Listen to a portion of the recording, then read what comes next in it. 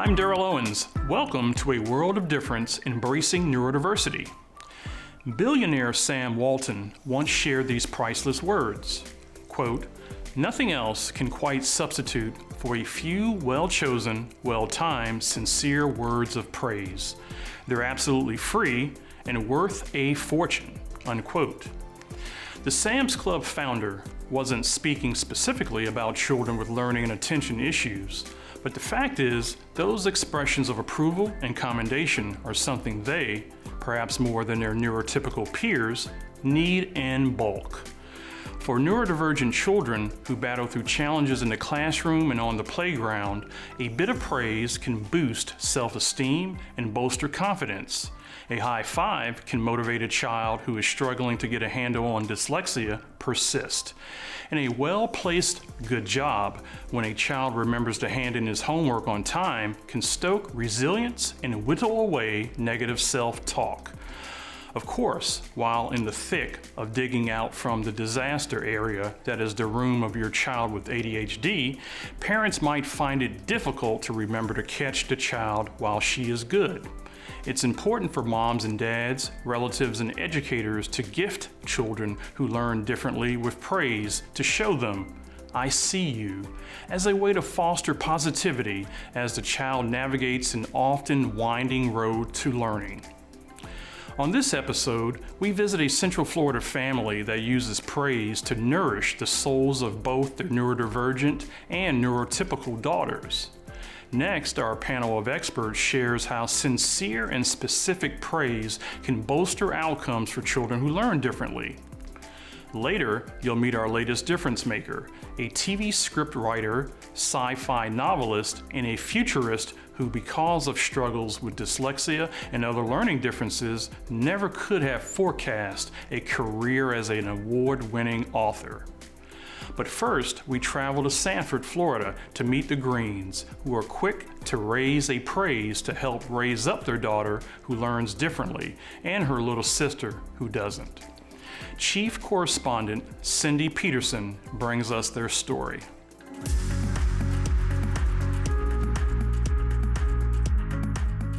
Praise. Who doesn't like to hear an attaboy or attagirl every now and then? It's rewarding, fulfilling, and brightens up your day. The same is true, if not even more so, for kids with learning differences. For these children, compliments, notes of appreciation, high fives, and applause provide validation, motivation, clear expectations, and positive reinforcement. At the Green family home in Sanford, Florida, praise is the encouraging fuel that lights the fire in 6-year-old Iman and 10-year-old Sydney, who was recently diagnosed with learning and attention differences. It was in 2020, during COVID, when we really knew something was different.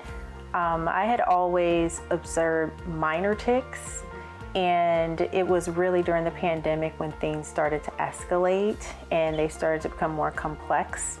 That's when we took her for testing, and they determined that she did have some differences in learning with Tourette's, ADHD, and general anxiety disorders. School was becoming more and more difficult for Sydney, who had trouble focusing in highly stimulated environments like the classroom. School is really hard. Public school is set up for volume of kids to learn. So when kids don't fit the box, it's harder for them to succeed in those environments. Sydney is an intellectual.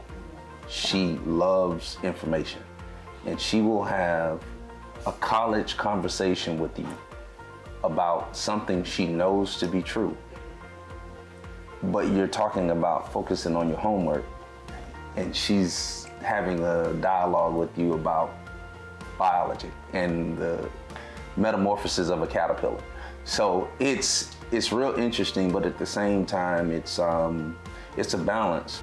One of the ways that proved to help Sydney focus on tasks like homework and household chores is a reward system to help motivate her and celebrate her wins.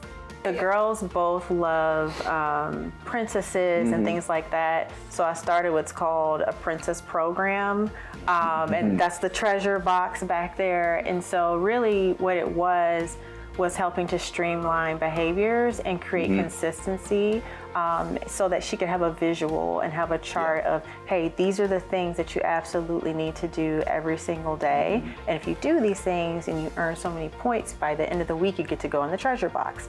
So it became a really good system for both of them to hold each other accountable, because as the oldest, she can be a good example for her little sister, and the little sister, sometimes she holds her accountable. So it can go both ways, but those are definitely things that we use to help keep them on track.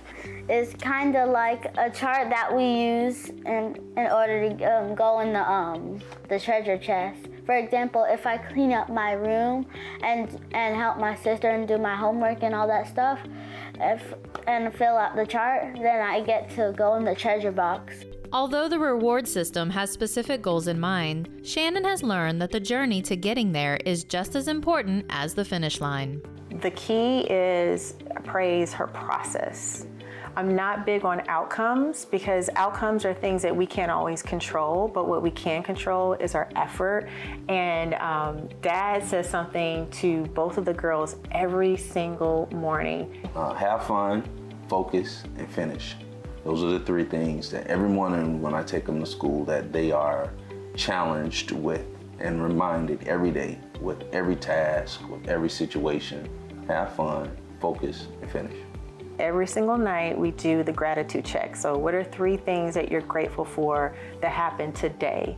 So it's a matter of keeping them in the present and practicing that mindfulness of, let's just focus on right now. Let's not think, tomorrow or 2 weeks from now. What are we grateful for today? So we go into the day with the confidence building of focus, finish, have fun, and we end the day with what are we grateful for, and just really try to take it day by day. But the question arises, what happens when they don't succeed? So there is a piece of that where we're trying to teach her how to embrace failure. Failure is part of life. You're not going to be successful at everything, but you have to go after it. So then when she does go after something and she gets it, like she got a part in the school play, those are things that build her confidence, and it also teaches her how to just be present, be in her body, enjoy the moment, do something that you didn't think that you could do before. So I thought that was a big one actually for her. I think there is a difference in how you have to define success. I've accepted that the grades may not always reflect what I know her natural intellect is and what her capabilities are. And I know that's the environment and that is the system, that is not her. She's very bright, she's very intelligent, and just feeding that confidence is going to be key for her. So the things that she does excel at with art or with just being an intellectual, really deep thinker, just feeding that. So she can have the confidence to know that she's going to be successful in life, whatever she chooses to do, and that she's going to have our support 100%. For A World of Difference, I'm Cindy Peterson.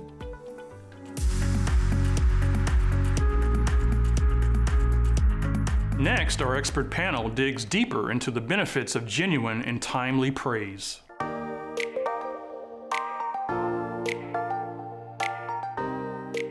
Dr. Jordan Lill is a licensed and board-certified behavior analyst at the doctoral level and serves as a behavioral health manager at Pediatric Partners in Fargo, North Dakota. He specializes in the assessment and treatment of challenging behavior, caregiver education and support, and school-based behavioral consultation. Shelley Keno is a certified special education teacher and has served as a special educator for more than 30 years. She's the author of Those Who Can't Teach, True Stories of Special Needs Families to Promote Acceptance, Inclusion, and Empathy, host of the YouTube series No Limits, co-host of Friday with Fran, a YouTube series focused on special education topics, and the owner of Shelley Keno IEP Consulting. Barbara Munoz is a former high school varying exceptionalities teacher at West Orange High School in Winter Garden, Florida, and currently serves as a learning specialist and academic advisor at Beacon College in Leesburg, Florida, the nation's first accredited college or university dedicated to educating neurodivergent students with learning and attention issues. And we're going to start our conversation with Dr. Lill. What are some of the latest findings regarding the benefits of praising neurodivergent students, Doctor? Thank you for having me on the show, Daryl. The latest research shows that when we deliver praise or attention to children, we want to do so in a very specific way. And what I mean by specific way is we want to label the praise, so letting the child know why you're providing the praise. And we see that when we deliver behavior specific praise or that label praise, we see an increase in the behavior that we want to see. So, child being good. So that could be playing, sharing, following directions. And when we deliver that labeled praise, we also see a reduction in the challenging behavior and whatever that may be. All right, thank you. So, Shelley, how does praise help children with learning and attention issues build self-esteem? Like I emphasize also what Dr. Lill said. Thank you for having me today. We all want to know that we are valued, loved, and respected for who we are. And so when we're talking to our children, we want to be telling them exactly what it is about them that makes them the great person that they are. So we want to tell them whether they're neurodivergent or not, very key specific terms. I like your effort. The effort that you put into this was really good, because a lot of times they're going to hear negatives from society, and they need to hear from us as parents and teachers all the wonderful things about them. I think the number now is 7 positives to 1 negative to negate that negative. And it seems like the science is always changing on that. I don't know if that's because we have such a negative society now, but it seems like we have to have more and more positives in order to get rid of those negatives. So if we as parents and teachers are feeding into those positives as much as possible, we're going to help our children feel better about themselves away from what society might be telling them. Well, thank you. So, Barbara, children obviously spend a lot of their time in the school setting. So how does praise help them succeed in school? Praise is of utmost importance, Daryl. It's very important for our students to not only receive praise, but the appropriate type of praise. So there's 3 specific types of praise. There's the personal praise, which is like, great job, you're a good artist, you're a good singer. There's the effort-based praise, which is more student-controlled and the effort that they're putting in. And then there's the behavior-specific praise, which is what they are doing and how they can correct that behavior. So these 3 types of praise allow the student to be successful, but of course they have to be delivered in a successful manner so that the student understands and accepts it. All right. So, Dr. Lill, are there any pervading misconceptions surrounding praise? And if there are, how can parents address that? That's a great question, Daryl. So in my practice, the most common misconception is that the neurodivergent child, for example, if the child has autism, is diagnosed with autism, they may not value or pay attention to the praise or understand the praise. So I want to dispel that misconception in that every child wants that praise. And there's different types of attention or praise that the child may want. So you have to really be specific and understand the preferences of that child for the praise to be successful. And, just because the child may not immediately react or you don't see change right away, persist and continue to provide that praise, because it does make a real difference when you're providing that attention for the behaviors you want to see. All right. So, Shelley, are there challenges that parents face when it comes to applying praise in their child's life? Oh, of course. As a parent with a child, we often want to just say, as Dr. Munoz said, good job.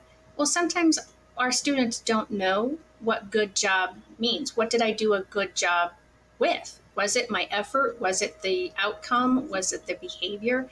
And so we have to be very aware of what we're saying and how we're saying it. And I think someone else mentioned that we have to be, you put in a lot of effort and you really stayed with that process until the end.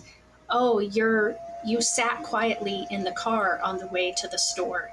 And definitely think about those specific things that we are wanting to target. The more attention you pay to any behavior, the more of that behavior you're going to see. So if it is keeping their hands to themselves while you're driving from place to place, then that's the specific praise we have to do.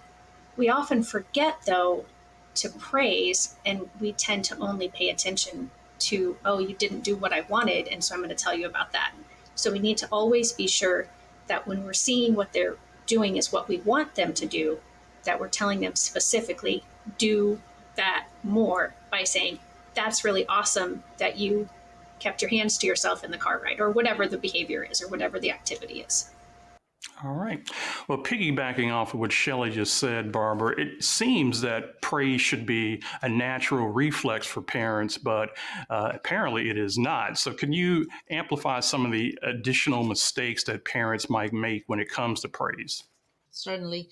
In my experience, the common mistake that parents are making is that sometimes they're giving too much of that personal praise, which is, great job, you're the best, you're such a good artist, you're so beautiful, so on and so on. When what we really want is more of an effort-based praise. Again, I love how you were able to do your homework focused for 15 minutes. So it has to be more intentional, that the student understands that there's room for growth and that they can continue to better.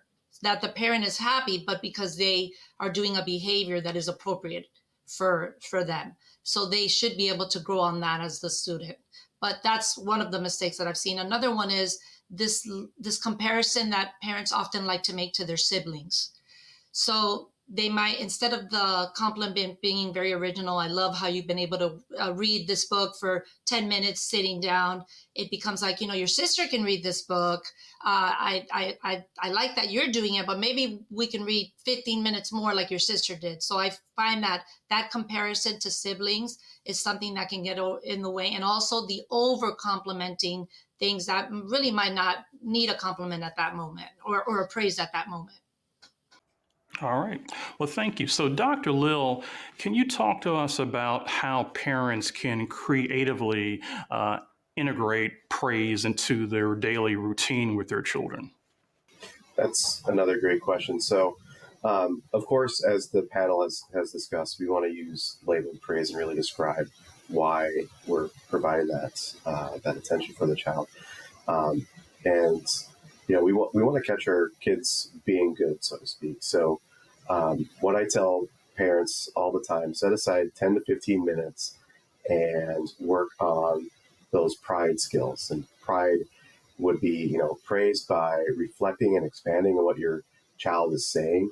You want to imitate what they're doing. So if they're playing a game or they're building blocks or whatever the child's doing, try your best to also mirror or imitate that.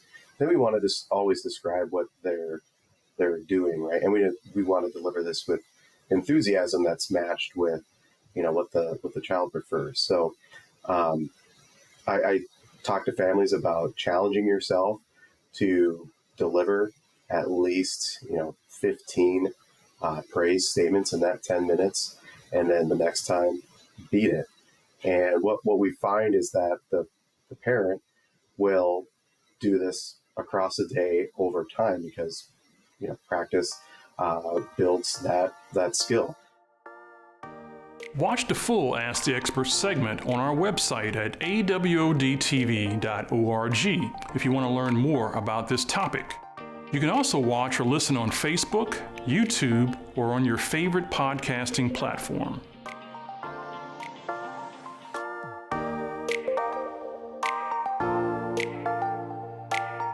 Next, let's meet our latest difference maker. For P.J. Manny, life was a song, and the classically trained teenager sang it with gusto. Manny had designs on gracing Broadway until fate sucker punched her in the nose, literally. And just like that, Manny was forced to sing a different tune. Rather than Broadway, she found her way to Hollywood, writing scripts about warrior princesses and mighty men. Perhaps Xena and Hercules ring a bell. Yet Manny really hit her stride when she began penning her series of dystopian sci-fi novels that belie an uncertain past where learning and attention differences seemingly threaten to bring down the curtain on her soaring promise. Senior correspondent Brad Kuhn and videographer Basia Rikpo bring us her story.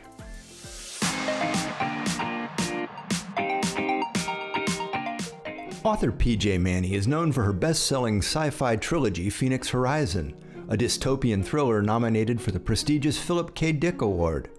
You may have seen her work on television, including episodes of Xena Warrior Princess and Hercules: The Legendary Journeys. Her writing credits are as numerous as they are improbable. Because of all the things Manny dreamed of being one day, author was never one of them. I was told my entire childhood, whatever happened, whatever I wanted to be, I could not be a writer. I was very good at dance and acting and singing. So I was training as a kid as a triple threat. My dream was to be on Broadway. Manny loved to read, but she was slow at it. And writing? Forget about it. I learned to read it too by reading with my dad the New York Times. The problem was I wasn't reading accurately. And I wasn't writing accurately, and I was having a very hard time. You know, my writing was always terribly messy. The only time my writing was good was when I tried to copy a letter as though I was drawing it, as opposed to when I thought of it as an object and not as communication. So I went through school being told, whatever you do, don't become a writer. You can't spell, you have terrible grammar. Even though I was reading well above my ability very slowly, and I'd come up with my own hacks. As a kid, I thought, you know what, it really helps when I put a ruler or a file card under a sentence. And it really helps if I, create no other distractions around my reading. So I was creating these hacks that turned out to be things that dyslexics use, or I would sit there and literally make a box around the word and go down the line so I could isolate the image of the word. Outside of school, her neurodiversity was no big deal. By then, she had already developed her own workarounds, and it was her exceptional voice, not writing skills, she would rely on in her chosen profession. But life had other plans. My best friend slugged me because in a choreographed fist fight, someone didn't pull a punch. And my face was shattered. And I went through extensive rebuilding surgery. I mean, I had fractures into my cranium. It was a whole thing. But what it did was it ruined, I was classically trained, classical voice, and it ruined the resonator that exists in your sinuses because I had collapsed. So there went my voice. With Broadway no longer an option, Manny consulted with her high school guidance counselor. There, she learned for the first time that her quirks had a name. Apparently, from kindergarten, they knew I was dyslexic. They didn't even have words like dyscalculic or dysgraphic at that point. But they noted all of these issues I had and with attention deficit and all of what we consider now common diagnoses of neurodiversity. But no one told us. On the advice of a famous family friend, she made a new plan, and then she put that plan into action. I got into a fabulous university, and which had probably the greatest undergraduate film program in the country, called Wesleyan University. After college, she worked for the Walt Disney Company in public relations. She promoted movies, learned story development, and ran a production company. Then she married a movie producer and moved with him to New Zealand for what she thought would be a short-term assignment that stretched more than 6 years. Unable to work due to immigration laws, she found herself at another inflection point. In New Zealand, I wasn't allowed to work except reading other scripts, and I thought, you know what, I've never tried writing. And this is something I say every single person who's neurodiverse has to try the thing they're told is hard. She started telling her own stories, first in the form of TV scripts and eventually as novels. I knew the flow of a story. I knew how it had to move. I knew where the ups and downs had to be. I understood story structure. And it turns out that 70% of storytelling is structure. By opening herself up to possibilities and adapting to overcome adversity, PJ Manny found her place in the world. And to anyone just beginning their hero's journey, she says, be kind to yourself, be empathetic, be compassionate to yourself as both a parent and a child. And understand that while someone may be telling you you have a problem, it's not a problem.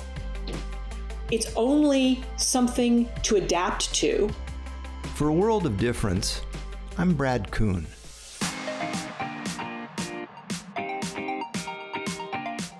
Thanks, Brad and Bassie.